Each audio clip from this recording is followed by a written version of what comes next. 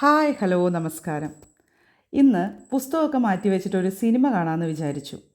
സത്യം പറഞ്ഞാൽ ഇപ്പോൾ ഇറങ്ങിയ എല്ലാ സിനിമകളും ഞാൻ കണ്ടു കഴിഞ്ഞു.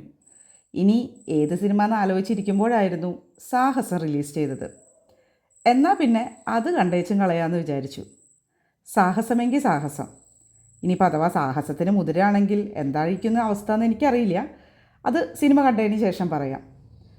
ബുക്ക് മൈ ഷോയിൽ ഒരു 50 രൂപ ലാഭം നോക്കിയതാണ്. ഇവിടെ വന്നപ്പോൾ ക്യൂ നിൽക്കേണ്ടി വന്നു. അങ്ങനെ അവസാനം നമ്മുടെ കയ്യിൽ ടിക്കറ്റ് കിട്ടി. കോണി കയറാൻ ഇപ്പോഴത്തെ അവസ്ഥയിൽ എനിക്ക് പറ്റില്ല. അത് കാരണം കൊണ്ട് നേരെ എസ്കലേറ്റർ പിടിച്ചു. ഇനി നേരെ തിയേറ്ററിലോട്ട്. അല്ലാട്ടോ, തെറ്റുപറ്റി. തിയേറ്ററിൽ പോകുന്നതിന് മുമ്പ് ഒരു കോഫി ഷോപ്പിലേക്ക് പോകാമെന്ന് വിചാരിച്ചു. സിനിമയ്ക്ക് വന്നാൽ ഒരു പോപ്കോൺ കഴിക്കുക അത് കാലങ്ങളായിട്ടുള്ളൊരു ആചാരമാണല്ലോ. അത് ഞാനായിട്ട് തെറ്റിക്കുന്നില്ല. ഇനി പോയതല്ലേ, പോപ്കോണിൻ്റെ കൂടെ ഒരു പപ്സും കൂടെ അങ്ങോട്ട് വാങ്ങിച്ചു.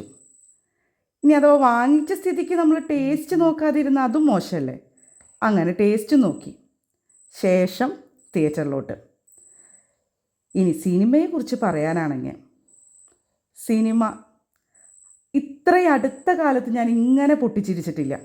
ഞാൻ മാത്രമല്ല, അവിടെ ഇരിക്കുന്ന ഓഡിയൻസ് എല്ലാവരും അത്രയ്ക്ക് പൊട്ടിച്ചിരിയായിരുന്നു.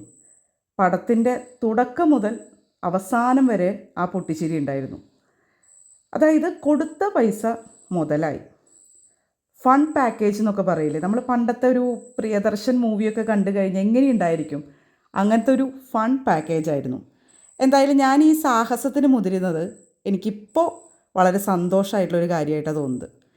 അങ്ങനെ സാഹസം സിനിമയും കണ്ട് തിരിച്ച് ഒരു ചായയും കുടിച്ച് നേരെ